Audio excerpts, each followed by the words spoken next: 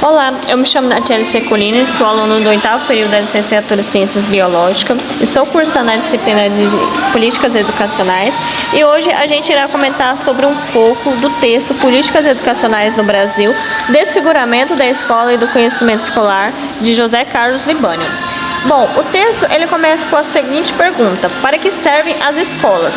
Michael Young responde a pergunta afirmando que as escolas capacitam ou podem capacitar jovens e adultos a adquirirem um conhecimento que para a maior parte deles não pode ser adquirido em casa, na comunidade ou mesmo nos seus locais de trabalho. Podemos dizer que a desigualdade afeta sim a educação básica, principalmente as regiões mais injustiçadas. Uma das orientações mais presentes nos documentos do Banco Mundial é a institucionalização de políticas de alívio da pobreza, onde enfatiza a escola como um local de acolhimento e proteção social. No quesito de finalidade das escolas, podemos dizer que está ligada diretamente ao projeto pedagógico, currículo, formas de organização e gestão, formação de professores, dinâmicas da sala de aula, formas de avaliação, entre outras. Baseado nisso, Young desenvolve a ideia de que a escola existem para um propósito específico de promover a aquisição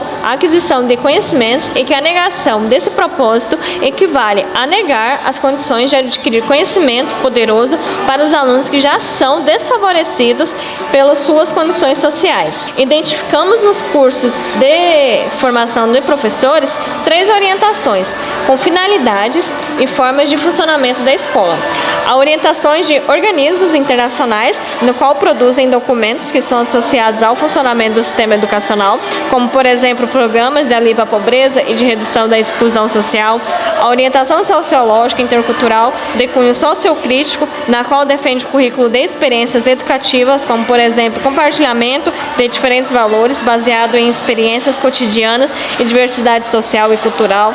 A orientação dialética ou crítica, na qual é assentada na tradição da teoria histórico-cultural ou em versões pedagógicas sociocríticas. O Banco Mundial fazia empréstimos com juros baixos para a reconstrução de países devastados pela guerra. Porém, com a globalização econômica, passou a fazer empréstimos a países em desenvolvimento para implementar sua infraestrutura e impor políticas de controle nas políticas econômicas e sociais desses países.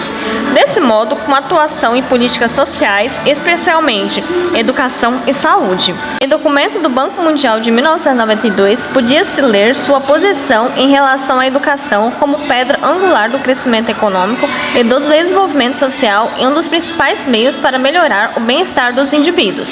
O documento dizia: ela aumenta a capacidade produtiva das sociedades e suas instituições políticas, econômicas e científicas e contribui para reduzir a pobreza, acrescentando valor e eficiência ao trabalho dos pobres e mitigando as consequências da pobreza nas questões vinculadas à população, saúde e nutrição. Podemos notar a intencionalidade moral e econômica de promover a oferta da educação, já que, de acordo com Schromm Evangelista, o aumento da pobreza teria um efeito prejudicial à globalização. A Declaração Mundial sobre a Educação para Todos tinha como subtítulo satisfazer necessidades básicas de aprendizagem, ou seja, o necessário para a pessoa sobreviver, desenvolver plenamente suas possibilidades, viver e trabalhar com dignidade. Podemos dizer que, na linguagem dos documentos do Banco Mundial, a educação é a solução para prevenir problemas da expansão capitalista em decorrência da marginalidade e da pobreza. Sendo assim, a escola acaba que reduz a atender conteúdos mínimos de aprendizagem e se atrela a demandas imediatas de preparação da força de trabalho. Com isso, a função do ensino fica reduzida a passar os conteúdos mínimos, desvaloriza o papel do professor e, consequentemente, tudo que se diz respeito à pedagogia, à didática e ao ensino. Portanto, não se trata de uma escola voltada para ensinar conhecimentos significativos, contribuir para a promoção e ampliação dos processos psíquicos superiores, ajudar a compreender e analisar a realidade e desenvolver processos de pensamento. Pelo contrário, é uma escola centrada em conhecimentos práticos, em habilidades e maneira de fazer, visando a empregabilidade precária para os que vivem somente do trabalho. Podemos considerar o que Novo afirma: a existência de uma escola hoje possui 2 velocidades: a escola como centro de acolhimento social para os pobres, com forte retórica na cidadania, e a escola do conhecimento e da aprendizagem para os ricos.